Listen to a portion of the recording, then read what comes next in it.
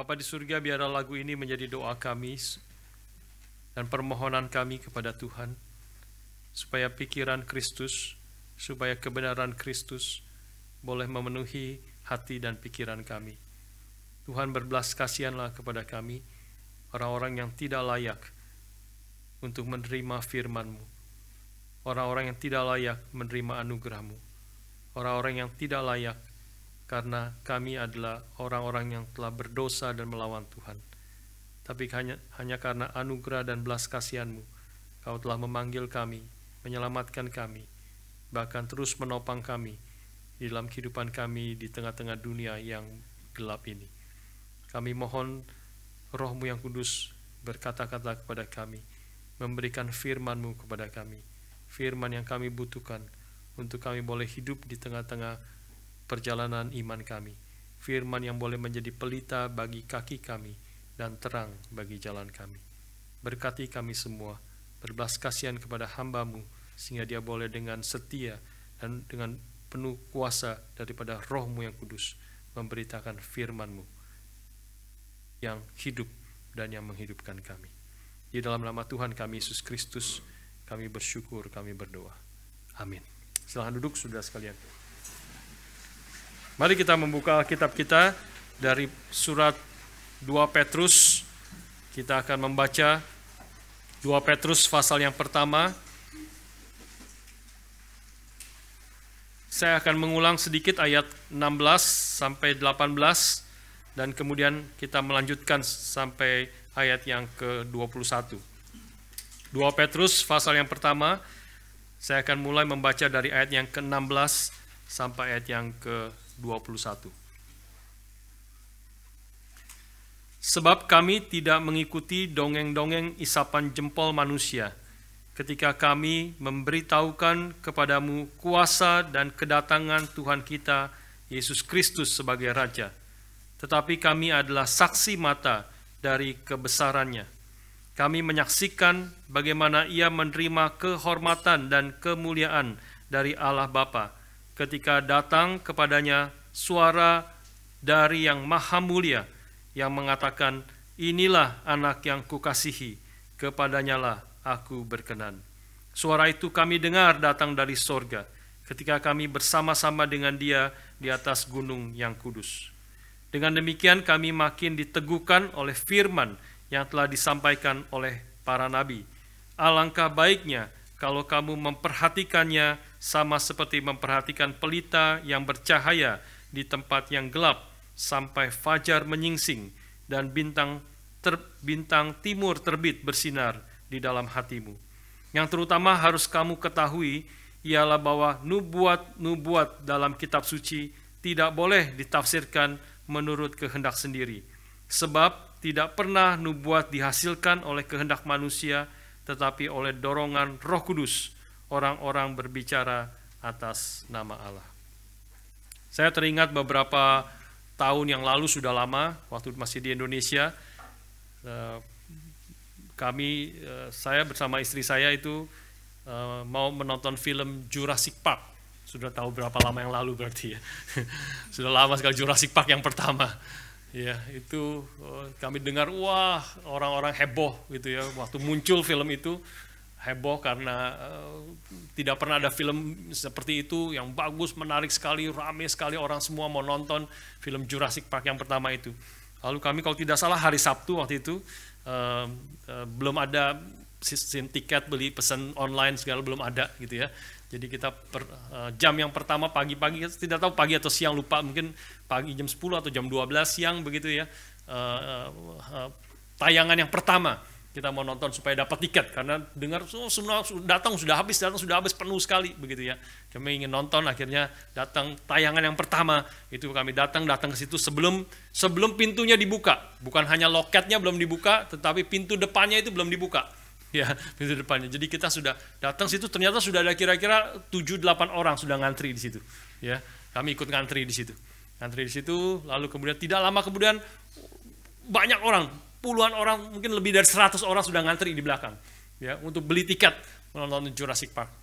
Lalu kemudian nggak lama petugasnya datang mau buka pintu kaca itu, dia mau buka pintu kaca itu, orang sudah dorong-dorongan mau dapat tiket begitu ya. Begitu dibuka orang, lari semuanya, ratusan orang lari untuk ke loket untuk beli tiket itu gitu ya. Saya mau lari malu-malu juga gitu ya. Hamba Tuhan mau nonton, lari-lari berebut tiket gitu.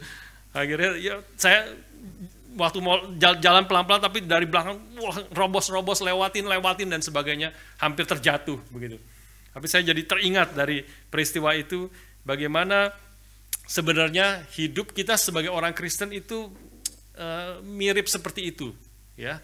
Maksudnya apa? Maksudnya miripnya seperti apa? Seperti kita sedang sebenarnya ada miripnya adalah kita sedang menghadapi arus dunia ya, yang menarik kita atau mendorong kita ke arah yang tidak berkenan kepada Tuhan. Ya, kalau kita dua minggu lalu kita membahas kalau kita tidak terus berjuang maju, maka kita akan terdorong hanyut dan ikut dalam arus dunia yang begitu keras akan mendorong kita. Itulah yang kita bahas ya 2 minggu lalu. Orang-orang Kristen itu haruslah menjadi orang Kristen yang terus maju dan tidak boleh terapung-apung di tengah lautan, gambaran yang 2 minggu lalu ya, di tengah lautan yang karena kalau kita hanya terapung-apung di tengah lautan pasti kita akan mundur, kita tidak akan stay in the same place kalau kita hanya terapung-apung, karena ada arus yang mendorong kita, arus yang menarik kita menjauh daripada kehendak Tuhan. Dalam segala sesuatu yang kita lihat sehari-hari yang kita jalani, waktu yang kita isi, pekerjaan, teman-teman, lingkungan kita, maka semua arus yang terus membawa kita tidak pernah membawa kita lebih dekat kepada Tuhan, lebih dekat kepada firman-Nya, lebih mau setia melakukan kehendak Tuhan, tetapi lebih jauh daripada Tuhan, lebih sesuai dengan keinginan dunia ini. Dan kalau kita tidak hati-hati, kalau kita tidak berjuang terus, kalau kita tidak termasuk kita dengan komitmen datang di dalam kebaktian minggu paling sedikit, paling juga di dalam setiap hari kita membaca firman, merenungkan firman, diingatkan oleh kebenaran firman, melalui persekutuan-persekutuan yang ada, maka kita pasti tidak mungkin tidak orang Kristen akan mundur. Orang Kristen akan jauh, sedikit demi sedikit hati kita semakin dingin, hati kita semakin kebenaran firman, ibadah, semuanya menjadi seperti tidak berarti, seperti kerutinan yang kosong, dan kita harus berjuang terus bersama-sama untuk maju, untuk kita menegaskan, Petrus menegaskan untuk menambahkan kepada iman kita kebajikan, menambahkan kepada kebajikan pengetahuan, kepada pengetahuan penguasaan diri, pada penguasaan diri ketekunan, daripada ketekunan kesalehan kasih akan saudara-saudara, dan kepada kasih akan saudara-saudara kasih akan semua orang. Kita sudah bahas ini bukan seperti piramid, tetapi ini adalah sesuatu bagian-bagian yang kita diingatkan terus maju di dalam berbagai aspek yang berbeda-beda di dalam kehidupan kita. Kita tidak boleh stay. Kita ada orang mengatakan orang itu sebenarnya orang secara umum itu seperti manusia itu seperti shark, ya, seperti ikan hiu. Dia tidak pernah berhenti. Ikan hiu tidak pernah berhenti. Dia terus bergerak.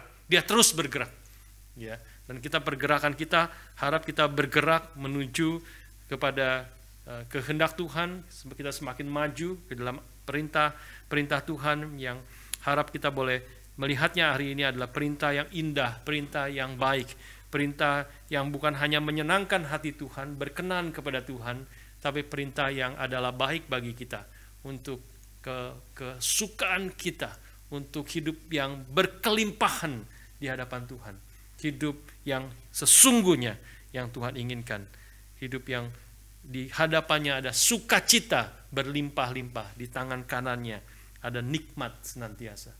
Itulah kehidupan yang Tuhan inginkan bagi kita semua umat Tuhan. Saudara sekalian, 2 minggu lalu juga kita sudah membahas bahwa usaha ini, perjuangan ini merupakan konfirmasi daripada iman sejati yang Tuhan telah berikan kepada kita, dan Tuhan memberikan kuasa kepada kita untuk juga kita mampu berjuang untuk melakukan kehendak Tuhan ini, dan termasuk kita memegang janji-janji Tuhan yang berharga dan yang sangat besar itu.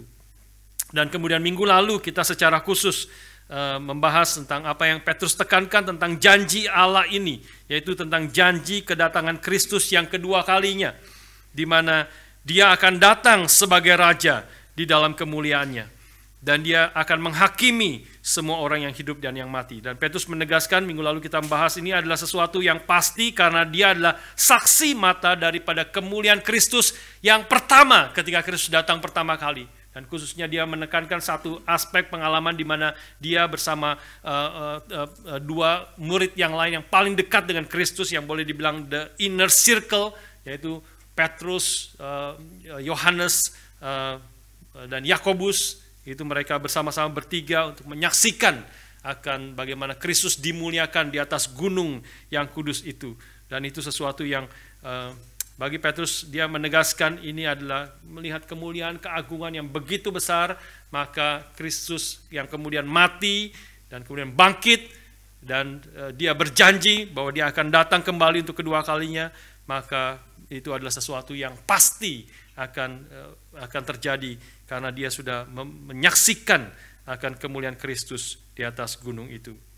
Saudara sekalian, biarlah kita didapatinya di dalam keadaan terus bergerak dan maju di dalam ketaatan kita kepadanya, semakin serupa dengan Kristus ketika Dia datang kedua kalinya di dalam kemuliaannya. Sehingga kita juga semakin menjauhkan diri daripada nafsu duniawi yang menghancurkan kita. Itu adalah peringatan-peringatan dari surat Petrus yang kita sudah bahas sebelumnya.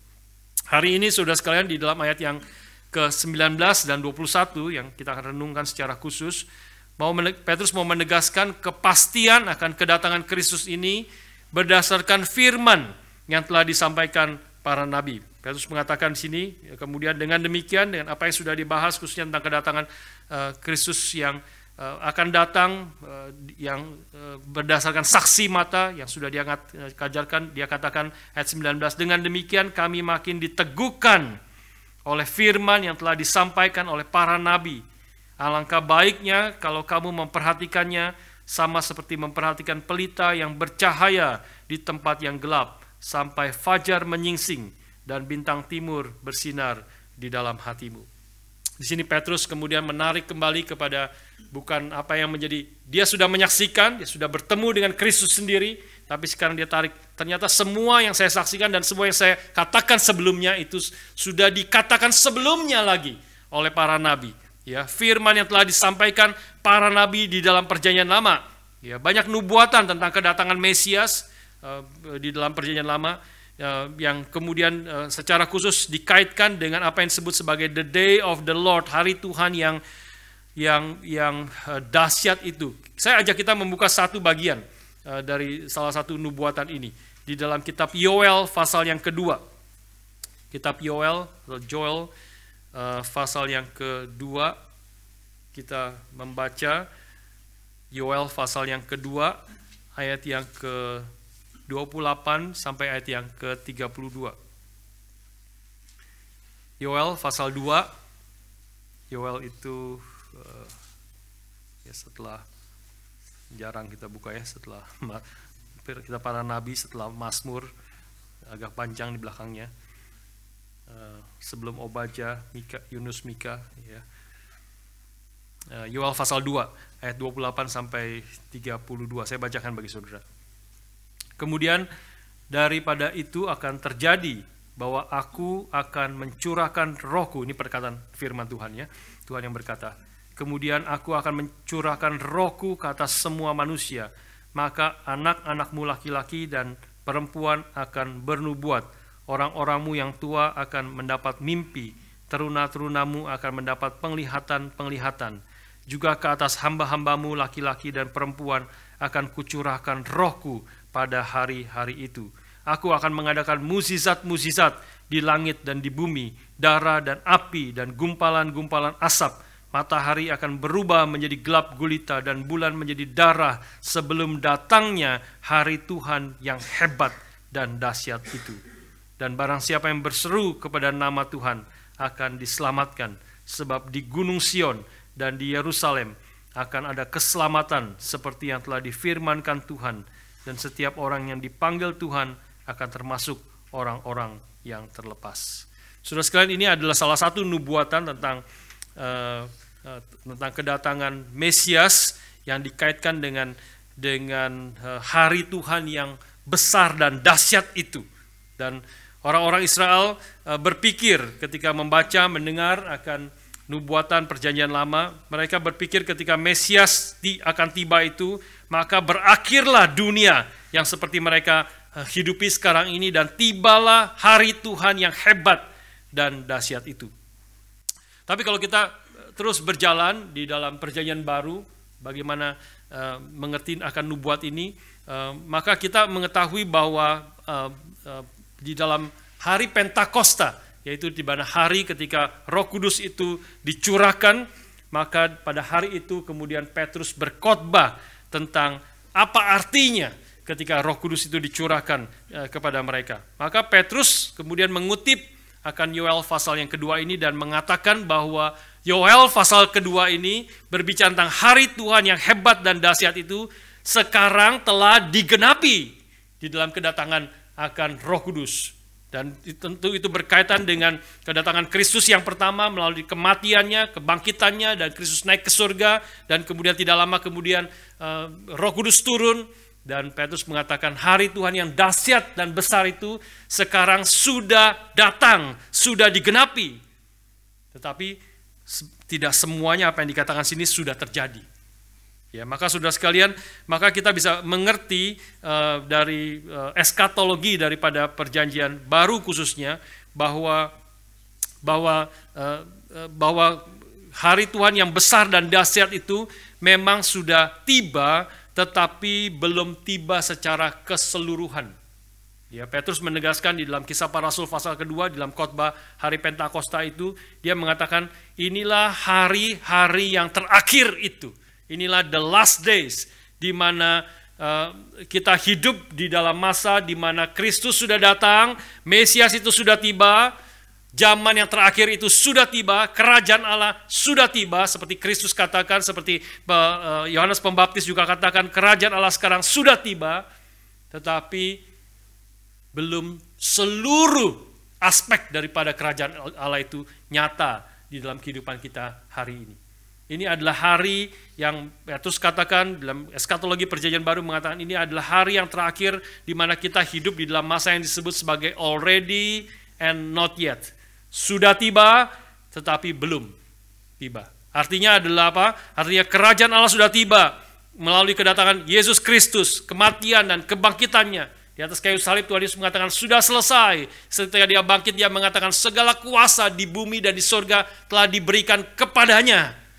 Telah diberikan kepadanya. Dia adalah Tuhan yang berkuasa, Raja yang berdaulat. Tetapi saudara sekalian, masih ada tugas yang belum selesai. Kerajaan Allah sudah tiba, Kristus sudah dipermuliakan, tetapi belum semua orang di dalam dunia ini mempermuliakan Kristus. Belum semua orang di dalam dunia ini mengaku bahwa Yesus adalah Tuhan. Belum semua orang dalam dunia ini bertelut dan menyembah Dia sebagai Tuhan.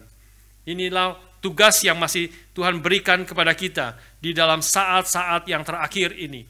Maka ada orang yang menggambarkan orang-orang perjanjian lama itu melihatnya seperti kedatangan Mesias, hari Tuhan itu melihat seperti ada gunung yang besar di sana. Di depan mereka ada gunung yang besar. Itulah hari yang dinanti-nantikan. Ketika Kristus datang, Mesias datang, dan Dia akan menyelesaikan semua kejahatan dalam dunia ini, mengadili dunia, dan kemudian Dia akan menegakkan kerajaannya. Tetapi ketika hari itu tiba, ketika Kristus datang, ketika mereka berjalan menuju akan gunung itu, naik ke atas gunung itu, Kristus tiba. Ternyata di balik gunung itu masih ada gunung yang lain, yang mereka tidak lihat dari tempat yang jauh. Mereka tidak melihat, tidak mengerti bahwa di balik gunung, di balik kedatangan Kristus yang pertama, masih ada kedatangan Kristus yang kedua. Dan itulah yang dikatakan oleh Petrus di dalam minggu lalu. Kita melihat bahwa Kristus akan datang kedua kalinya, dan Dia akan menghakimi orang yang hidup dan yang mati. Dan tetapi Kristus sudah datang, Dia sudah mengalahkan dosa, Dia sudah mengalahkan kematian, tetapi kematian masih dialami oleh manusia Dan orang-orang yang percaya di dalam Kristus juga masih mengalami kematian, karena kematian itu adalah musuh yang terakhir yang akan dikalahkan oleh Kristus ketika dia datang kedua kali. Ketika kita bertemu muka dengan muka, maka tidak akan ada lagi kematian sampai selama-lamanya. Tetapi di dalam dunia ini, bagi orang-orang percaya yang sudah ada di dalam Kristus, Tuhan Yesus mengatakan dia tetap hidup walaupun sudah mati. Karena Kristus sudah mengalahkan kematian. Kristus sudah mengalahkan dosa. Tetapi dampaknya belum mencapai apa yang seharusnya. Belum mencapai apa yang direncanakan dari semula. Masih ada waktu yang tersisa di dalam masa already and not yet ini. Dan kita dipanggil sebagai umat Tuhan, boleh memberitakan Injil, memberitakan kemenangan Kristus, memberitakan kabar sukacita itu, supaya orang boleh percaya kepada Tuhan, supaya orang boleh tunduk kepada Kristus di dalam hidup ini. Dan setiap orang yang boleh percaya, beriman di dalam Kristus, dia akan tetap hidup walaupun dia sudah mati. Kematian tidak lagi menjadi akhir daripada hidup kita, karena Kristus sudah mengalahkan kematian. Tetapi kita masih mengalami kematian secara fisik. Kita semua akan mengalami kematian secara fisik kalau Kristus belum datang kedua kali. Tapi kematian tidak lagi menjadi akhir cerita daripada kehidupan anak-anak Tuhan. Saudara sekalian, maka di dalam masa already and not yet ini, Petrus kemudian ayat 19 memberi kita gambaran bagaimana kita boleh hidup dan bagaimana kebenaran firman yang disampaikan para nabi itu boleh mendolong kita, boleh memimpin kita di dalam masa kegelapan ini. Dia mengatakan demikian. Alangkah, khususnya 19b, ya. Saya baca lagi dari 19. Dengan demikian kami makin diteguhkan oleh firman yang telah disampaikan para nabi. Alangkah baiknya, ya, alangkah baiknya, you will do well to pay attention to it. Alangkah baiknya kalau kamu memperhatikan, sama seperti memperhatikan pelita yang bercahaya di tempat yang gelap sampai fajar menyingsing dan bintang timur terbit bersinar di dalam hatimu. Ini gambaran yang lain digambarkan oleh Petrus adalah kita berada di tempat yang gelap, malam yang pekat, dan dunia penuh dengan dosa, kejahatan, peperangan. Sudah menyaksikan berita, semua berita di mana-mana banyak peperangan, ya, banyak kejahatan terjadi, banyak dosa terjadi di sekeliling kita, bahkan di tengah-tengah dunia ini. Maka kita yang hidup di tengah-tengah dunia ini, di dalam masa kegelapan ini, menghadapi bahaya tersesat dan hanyut di dalam kegelapan ini. Satu-satunya pengharapan kita adalah kalau ada cahaya yang memimpin kita. Karena itu di sini katakan, perhatikan, kamu akan, alangkah baiknya kalau kamu memperhatikan pelita yang bercahaya di tempat yang gelap ini. Dan Petrus mau menegaskan cahaya yang bersinar di tempat yang gelap ini adalah nubuatan para nabi yang sudah dinyatakan partly, sudah digenapi dalam kedatangan Kristus, dan pasti akan digenapi lagi ketika Kristus datang kedua kali, seperti dia sudah menggenapi nubuatan kedatangan Kristus yang pertama. Jadi perhatikan the prophetic word tentang kedatangan Kristus. Jangan tertidur, perhatikan baik-baik, ikuti terang itu, karena pengharapan akan kedatangan Kristus seperti yang telah dikatakan para nabi, seperti yang telah disaksikan oleh Petrus juga di dalam masa hidup Kristus. Pengharapan akan kedatangan Kristus yang kedua kali itu adalah pelita bagi kaki kita dan terang bagi jalan kita. Ini yang mau didorong Petrus di dalam ayat-ayat 19 khususnya. Lalu ayat 20 Petrus memberi alasan yang lebih lanjut lagi. Mengapa kita perlu memperhatikan firman yang disampaikan para nabi. Dia mau menegaskan, karena ini bukan pendapat atau tafsiran dari nabi itu sendiri, tapi ini adalah perkataan yang berasal dari Allah.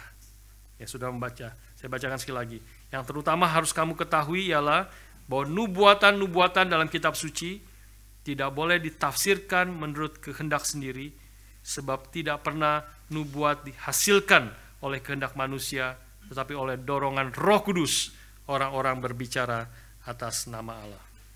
Nah, kalau sudah perhatikan tadi saya mengatakan bahwa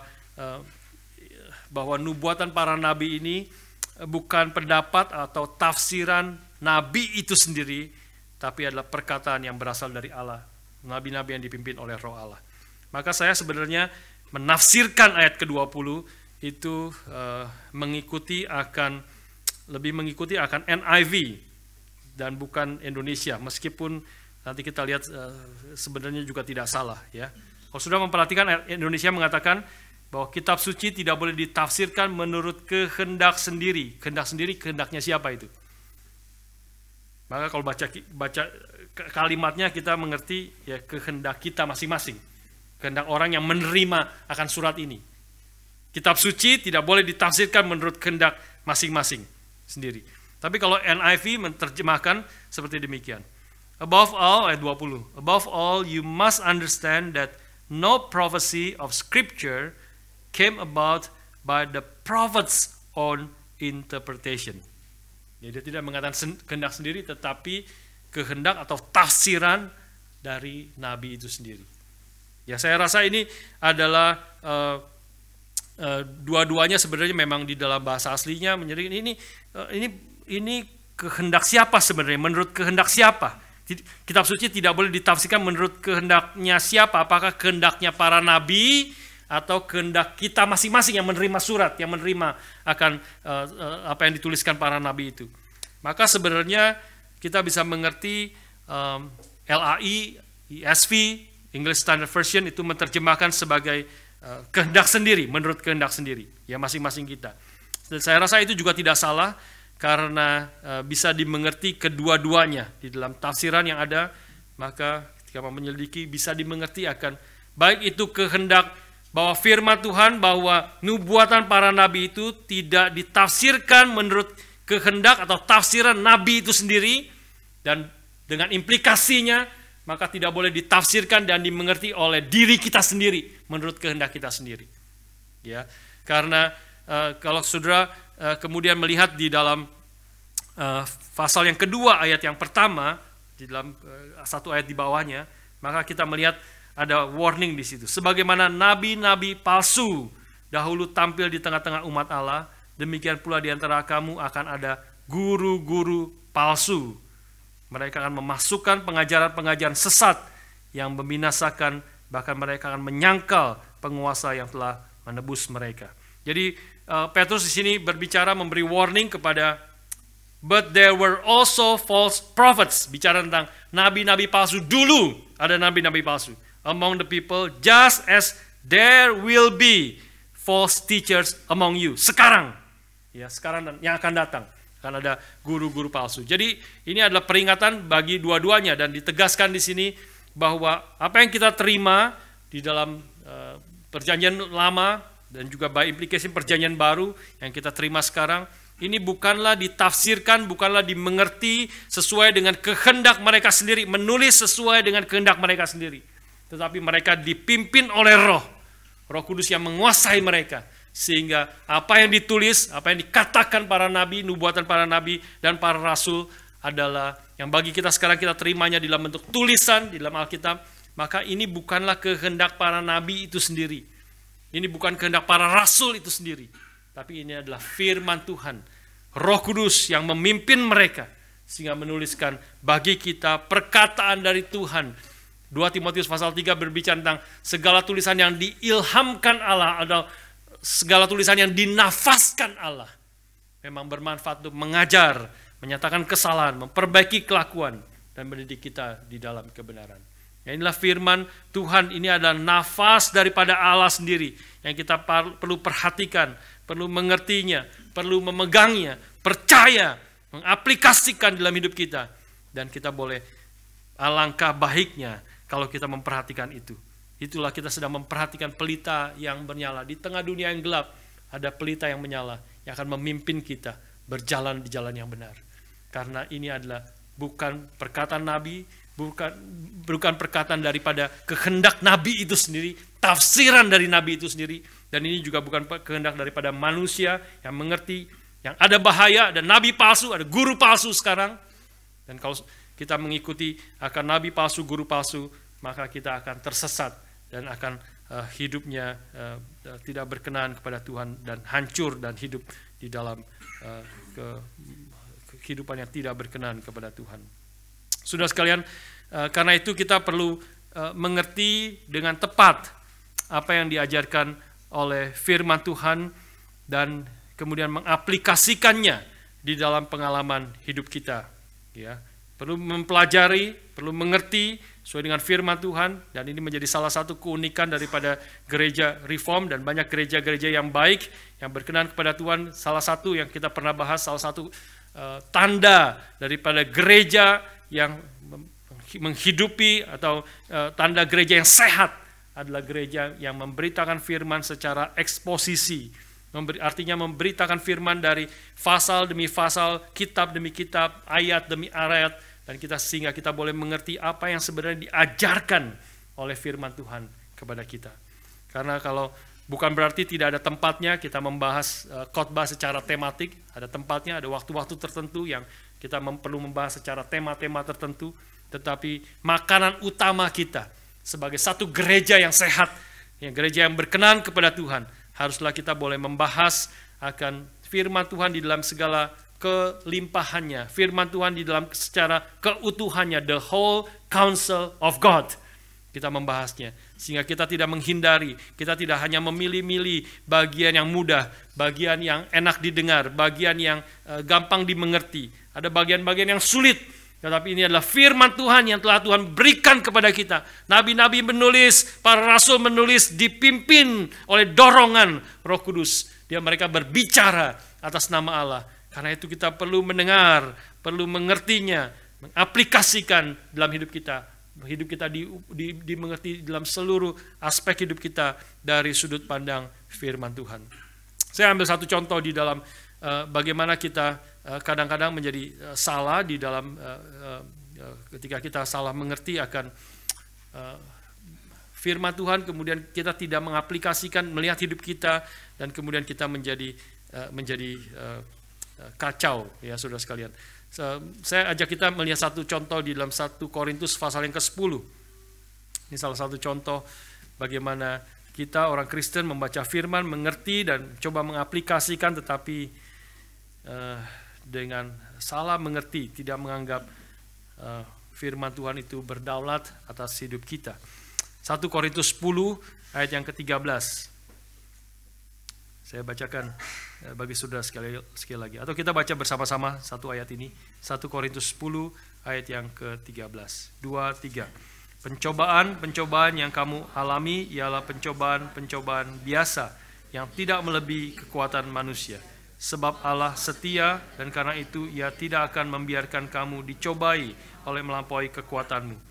Pada waktu kamu dicobai, Ia akan memberikan kepadamu jalan keluar sehingga kamu dapat menanggungnya. Saudara, bagaimana mengerti ayat ini? Ya, ada orang yang mencoba mengerti ayat ini, kemudian bergumul dan dia mengalami pencobaan, apapun itu bentuknya, kesusahan, cobaan yang dialami, dia jatuh di dalam dosa, dan dia berkata, firman Tuhan mengatakan pencobaan yang kamu alami, pencobaan biasa yang tidak melebihi kekuatan manusia, tapi apa yang saya alami sekarang ini melebihi kekuatan saya.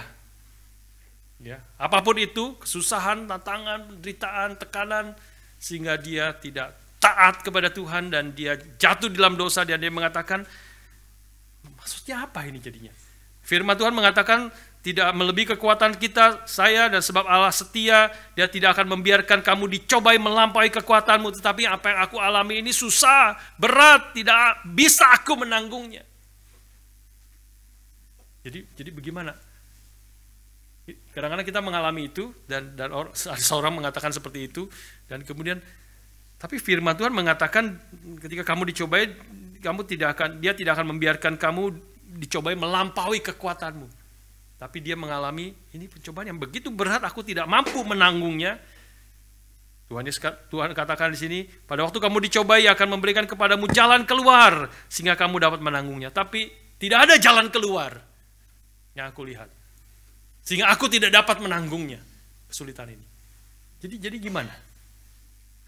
Jadi bagaimana kalau kita menghadapi seperti itu? Maka sebenarnya ya kita harus menundukkan pengalaman kita, pengertian kita tentang pengalaman kita, bagaimana kita pengalaman kita dari sudut pandang firman Tuhan. Firman Tuhan yang yang adalah benar, yang adalah firman kebenaran, yang adalah nafas daripada Allah sendiri, yang tidak mungkin salah. Artinya adalah pengertian kita tentang pencobaan, perasaan kita, dan juga bagaimana kita mengerti kekuatan yang kita alami. Kita pikir kita tidak kuat, kita pikir ini melampaui kekuatan kita, tapi firman Tuhan mengatakan semua pencobaan biasa tidak melampaui kekuatanmu, dan Dia akan memberi jalan keluar sehingga kamu dapat menanggungnya.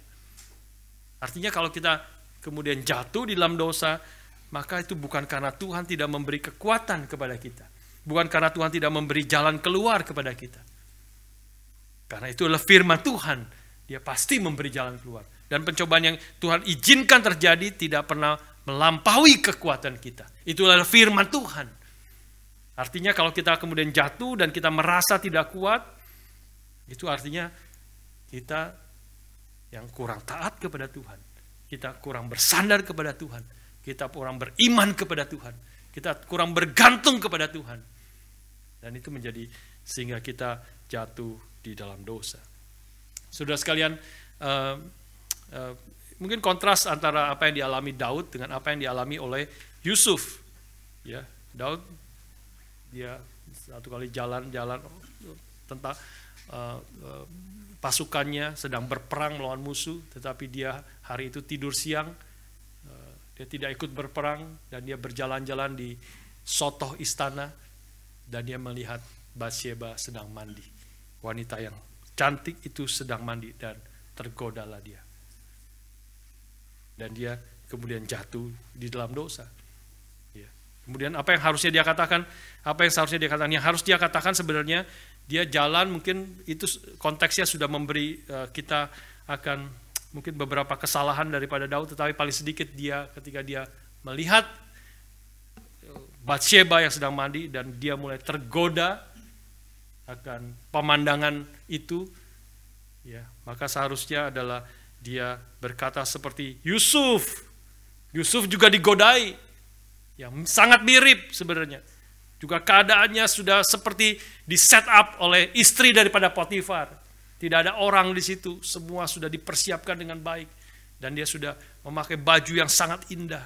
Mungkin baju yang juga sangat menarik dan seksi untuk menarik akan Yusuf yang sangat muda, masih sedang gagah-gagahnya. Dan dia panggil Yusuf, tidurlah dengan aku. Menarik Yusuf, tidurlah dengan aku. Tidak ada orang, suaminya sedang pergi, tidurlah dengan aku, semua sudah dipersiapkan. Tapi Yusuf mengatakan, tidak, bagaimana aku bisa berbuat dosa yang besar ini dan melakukan kejahatan kepada Potifar. Saudara sekalian, tetapi Daud jatuh di dalam dosa bukan karena Tuhan tidak memberi dia jalan keluar, bukan Tuhan mencobai melampaui kekuatan dia, tetapi dia hatinya terpikat dan dia tidak bersandar kepada Tuhan, tidak berseru kepada Tuhan, dan tidak meminta kekuatan daripada Tuhan untuk dia boleh melampaui, menghadapi akan pencobaan yang sedang dihadapi. Saudara sekalian, kita perlu mengerti dengan tepat akan firman Tuhan yang diajarkan, mengerti dengan tepat, dan kemudian kita boleh juga melihat itu membentuk akan hidup kita, membentuk akan pikiran kita, membentuk akan semua akan apa yang kita lakukan di dalam dunia ini. Kemarin di dalam pembinaan kelompok ketua-ketua kelompok kecil, ya, ketua OSG, maka Vikaris izin memberi satu contoh yang menarik, ya, bagaimana di dalam kita sedang membahas tentang sharing di dalam kelompok kecil, bagaimana sharing yang efektif, bagaimana sharing itu seperti kesaksian, testimoni, kita tahu ya, sharing satu dengan yang lain, pentingnya sharing hidup kita di dalam kelompok-kelompok kecil yang ada. Lalu kemudian dia memberi satu contoh, kalau ada orang yang sharing seperti ini, apa yang salah daripada sharing ini? Dia mengatakan seorang, ini contoh, hanya contoh ya, seorang yang dia sharing, kemudian satu hari saya di dalam beberapa lama ini, dalam 2 tahun ini, saya sebenarnya terikat gambling. Ya, saya mulai dari awal-awalnya tidak tertarik, kemudian tapi ada muncul terus, ada teman yang mengajak dan sebagainya. Akhirnya saya mulai coba-coba sedikit-sedikit, mulai dari $10, $20, akhirnya $50. Akhirnya tidak lama kemudian saya mulai terjerat oleh gambling itu. Ya, dan saya sampai ribuan dolar habis, dan saya terakhir sampai rugi $50.000. Tetapi akhirnya saya sadar itu sesuatu yang sesuatu yang menghancurkan, merugikan saya, dan saya sekarang sudah tidak lagi terlibat di dalam gambling ini. Ya. Dan apa yang mau saya katakan adalah, yang mau saya sharingkan kepada teman-teman adalah karena jangan gambling. Gambling itu sesuatu yang merusak, gambling itu sesuatu yang bahaya, dan biarlah kita hati-hati, tidak terjebak di dalamnya, dan bersyukur kepada Tuhan karena Tuhan sudah memberi saya kelepasan daripada gambling ini. Ya, maka sharing itu adalah sharing yang sebenarnya saya katakan di dalam diskusi kita, saya katakan kalimat terakhir itu kalau dihilangkan, ya, bersyukur kepada Tuhan karena Tuhan sudah menolong saya lepas dari ini. Maka kalau satu kalimat terakhir itu dihilangkan, maka itu adalah kesaksian yang bisa dikatakan oleh siapapun juga, termasuk oleh orang ateis, termasuk orang yang tidak mengenal Tuhan. Itu namanya adalah kapok. Ya, itu namanya adalah dia sudah habis-habisan, sudah semuanya rusak, pelajaran studinya rusak, pekerjaannya rusak, ya, kehidupan di dalam keluarganya juga menjadi rusak, dan dia sekarang hutangnya sudah seleher, harus membayar hutang, dan dikejar-kejar oleh debt collector, dan dia mungkin bukannya tidak mau gambling lagi, karena sudah tidak ada uang lagi, sehingga dia tidak bisa gambling lagi. Ya, cuma terakhirnya saja di nama Yesus itu ditempel. Puji Tuhan karena saya lepas daripada gambling ini. Betul-betul lepas, betul-betul dia sudah rela lepas, dan itu sepertinya adalah firman Tuhan Yesus Kristus. Kebenaran firman itu tidak ada pergumulan di dalamnya. Dia hanya seperti manusia saja yang tanpa Tuhan, tidak ada Tuhan, ataupun percaya apapun saja, itu adalah sama seperti orang-orang di dalam dunia ini. Ya. Firman Tuhan, kebenaran tentang Kristus tidak pernah membentuk dia, tidak pernah bergumul dengan Tuhan, dia tidak pernah sadar bahwa ini adalah sesuatu yang melawan Tuhan, yang menyakiti hati Tuhan, yang sudah mengakibatkan kerusakan yang begitu besar, karena hatinya yang mencintai uang dan sebagainya. Dia tidak pernah bergumul tentang hal itu. Ya, firman Tuhan itu hanya menjadi sesuatu tempelan daripada kehidupan dia. Nah, ini menjadi peringatan juga bagi kita, ya, melalui apa yang diajarkan 2 Petrus kepada kita hari ini. Biarlah firman Tuhan itu boleh menjadi pusat daripada hidup kita. Biarlah Kristus itu hadir di dalam hidup kita, di dalam semua aspek hidup kita. Iman kita, waktu bicara tentang iman Kristen, juga iman yang bukan hanya nyata dan kita ungkapkan ketika kita hadir di dalam kebaktian minggu, ketika kita datang dalam persekutuan doa dan hal-hal yang disebut sebagai hal-hal rohani.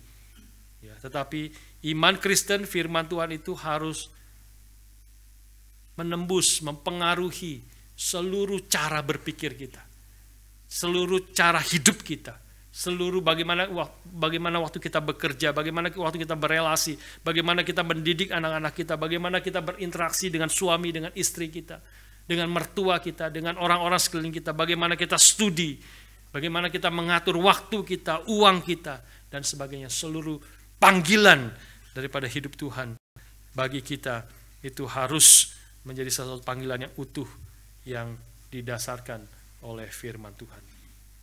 Kemarin juga sempat berapa hari yang lalu, hari apa ya?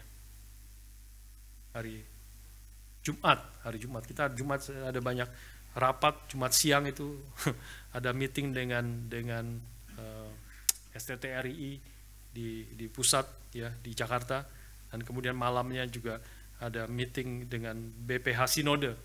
Pak Lukas juga hadir di situ sampai malam, sampai 11:30 malam kita rapat dengan BPH Sinode.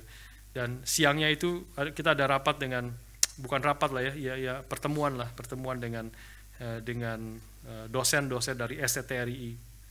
Dan salah satu yang ditanyakan adalah bagaimana Pak Budi mungkin bisa kasih masukan, sharing tentang apa yang dilakukan di Melbourne, Gary Melbourne, sehingga ada cukup banyak orang-orang, para pemuda-pemudi yang menyerahkan diri menjadi hamba Tuhan. Mungkin ada 7-8 ya di dalam selama kami melayani di Gary Melbourne ini. Saya menceritakan ada beberapa hal yang boleh Tuhan anugerahkan, Tuhan pimpin.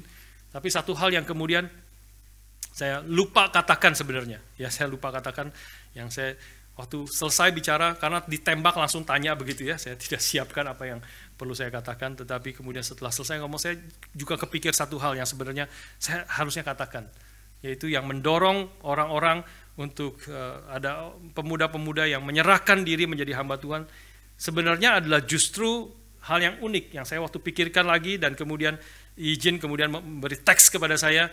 Ini Pak Budi, saya masuk menjadi sekolah teologi, masuk menjadi full time karena ini. Karena apa?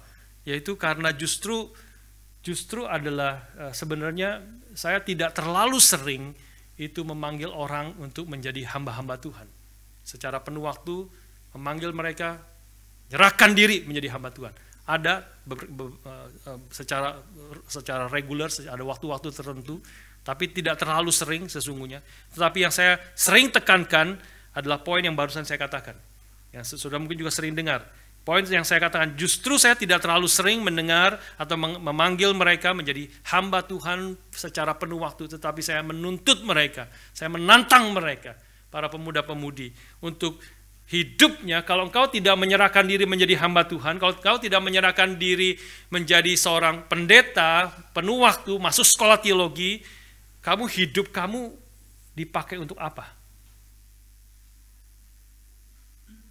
Kadang-kadang pendeta Stephen Tong mengatakan bahwa salah satu tanda daripada engkau dipanggil oleh Tuhan menjadi hamba Tuhan secara penuh waktu adalah kalau engkau tahu itu susah, engkau tahu itu sulit, engkau tahu itu banyak penderitaan, banyak tantangan dan pengorbanan, tetapi ada dorong, meskipun kau tahu itu banyak kesulitan, kau ada dorongan terus-menerus, ada api terus-menerus yang tidak bisa padam, kau terus-menerus harus ada dorongan ke sana. Itu tentu sesuatu yang benar, sesuatu Pak Tong katakan itu pasti benar, ya, banyak hal yang benar yang Pak Tong katakan, yang insight-insight yang baik. Tetapi ada sisi lain yang saya katakan kepada para pemuda-pemudi dalam konteks ini. Meskipun memang menjadi hamba Tuhan penuh waktu itu banyak tantangan, banyak kesulitan, banyak pengorbanan, tetapi apakah menjadi businessman Kristen yang sungguh-sungguh, businessman Kristen yang sungguh-sungguh menyenangkan Tuhan, apakah tidak banyak kesulitan? Apakah menjadi politisi Kristen yang sungguh-sungguh, yang benar, yang bersih, yang menegakkan keadilan, kebenaran, apakah tidak sulit? Menjadi saintis Kristen yang sungguh-sungguh, apakah tidak banyak tantangan, kesulitan, penderitaan, ancaman dari rekan-rekan sekelilingnya yang mementingkan karir, yang mementingkan uang, yang mementingkan prestige? Kita mementingkan Tuhan, mementingkan kebenaran, mementingkan kebaikan bagi orang-orang. Apakah tidak sulit? Apakah tidak banyak tantangan? Apakah tidak banyak penderitaan? Kalau engkau mau menjalankan dengan sungguh-sungguh, maka juga sama. Saya tantang mereka, dan kita tahu istilah hamba Tuhan itu juga istilah yang kadang-kadang kurang tepat. Kalau mereka menjadi hamba Tuhan, kita semua adalah hamba Tuhan. Kalau engkau bukan hamba Tuhan, kau hamba siapa? Kalau engkau bukan hamba Tuhan, kau hamba siapa? Kita semua adalah hamba-hamba Tuhan Orang-orang yang telah ditebus oleh Kristus, yang telah percaya sungguh-sungguh, yang telah mati terhadap dosa-dosa kita. Di dalam Kristus kita sudah disalibkan dan hidup kita, bukan kita lagi tapi Kristus yang hidup di dalam kita.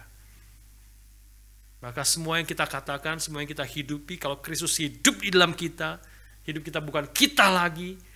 Hidup yang kita jalani adalah hidup oleh iman di dalam Kristus yang telah mengasihi kita dan telah menyerahkan nyawanya bagi kita. Maka hidup kita harus mempermuliakan Tuhan. Ini bukan bicara tentang mau masuk sekolah teologi menjadi penuh waktu atau tidak. Ini adalah bicara tentang apakah engkau menjadi orang Kristen yang Tuhan kehendaki.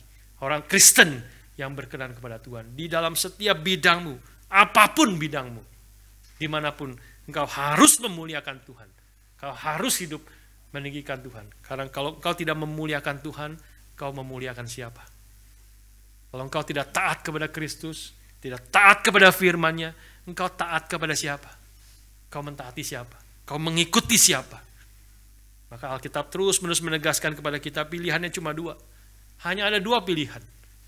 Apakah engkau memasuki jalan yang sempit, jalan yang banyak kesulitan, tantangan, pintu yang sempit, atau engkau mengikuti jalan dunia yang lebar, yang mudah, yang banyak orang ada di dalamnya. Cuma pilihannya cuma dua.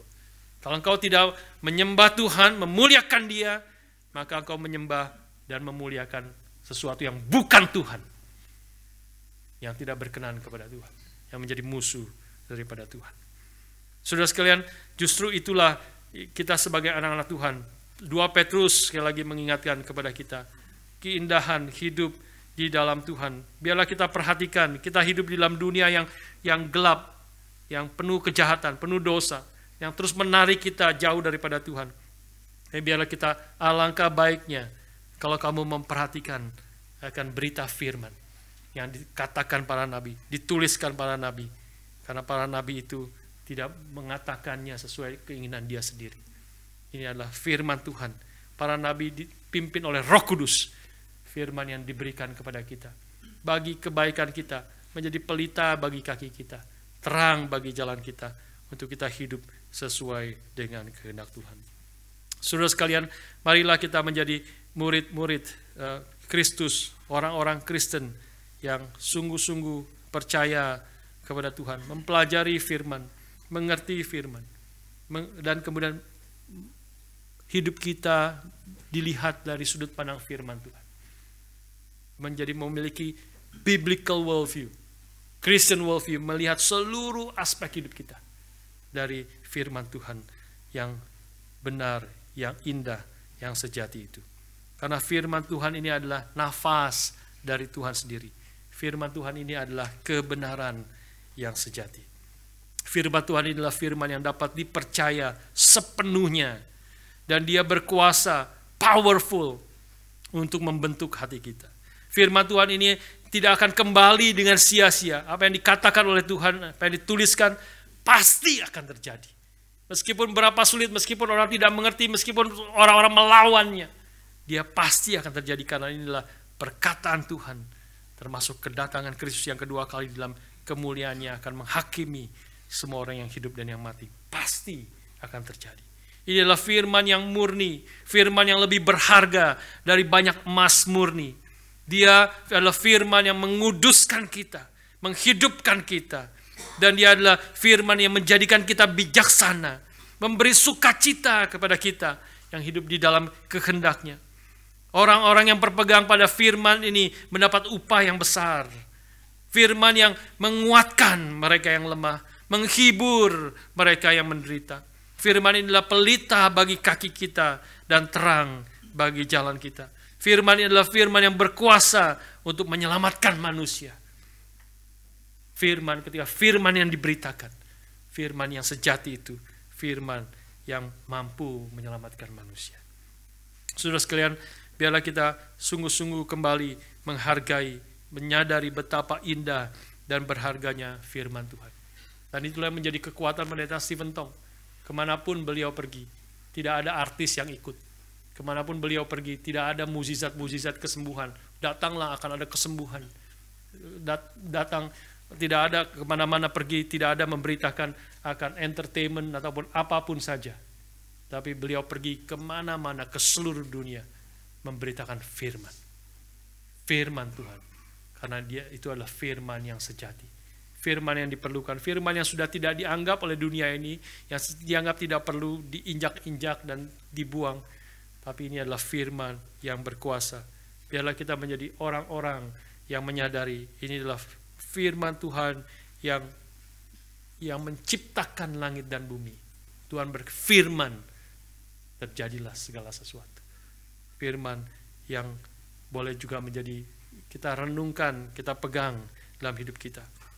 Dan membentuk seluruh hidup kita. Sehingga kita menjadi orang yang seperti pohon yang ditanam di tepi aliran air. Itulah orang yang merenungkan firman.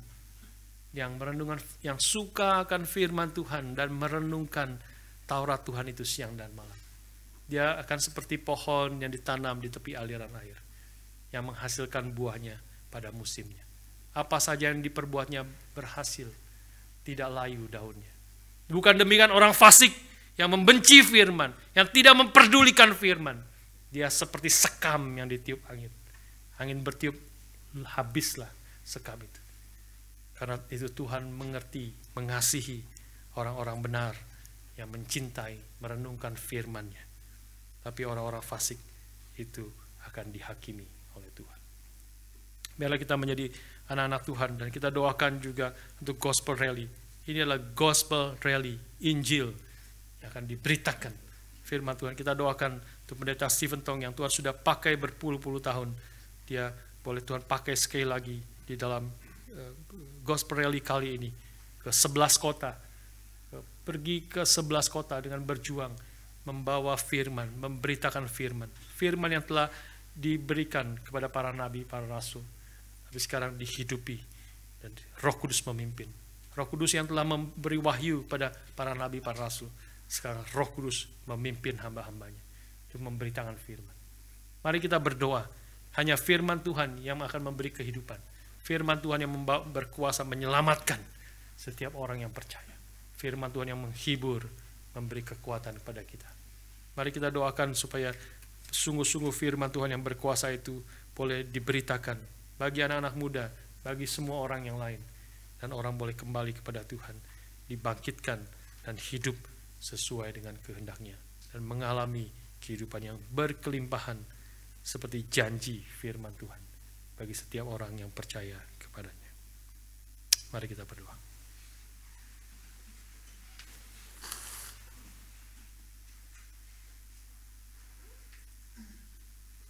Bapa, terima kasih. Bapa, terima kasih. Bapa di dalam surga, puji terima kasih. Bapa di surga, kiranya Roh-Mu yang kudus memimpin kami semua, umat-Mu yang minggu lepas minggu datang untuk beribadah kepada Tuhan dan mendengar firman-Mu. Kiranya Roh-Mu yang kudus yang telah memimpin para nabi, para rasul menuliskan firman bagi umat-Mu, bagi kami. Ialah Roh yang kudus yang berkuasa itu memimpin kami, menggerakkan hati kami, dan terus setiap hari menuntun kami untuk masuk ke dalam firman-Mu, mengenal firman-Mu, mengenal Engkau melalui firman yang Kau telah berikan kepada kami, mengerti firman-Mu, dan menghidupi firman itu di dalam seluruh aspek hidup kami. Tuhan, tolong kami, karena tanpa firman-Mu kami akan binasa. Tanpa firman-Mu kami akan tersesat.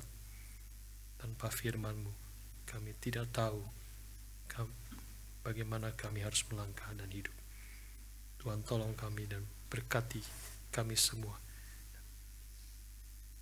Dalam nama Tuhan kami Yesus Kristus, kami bersyukur, kami berdoa. Amin.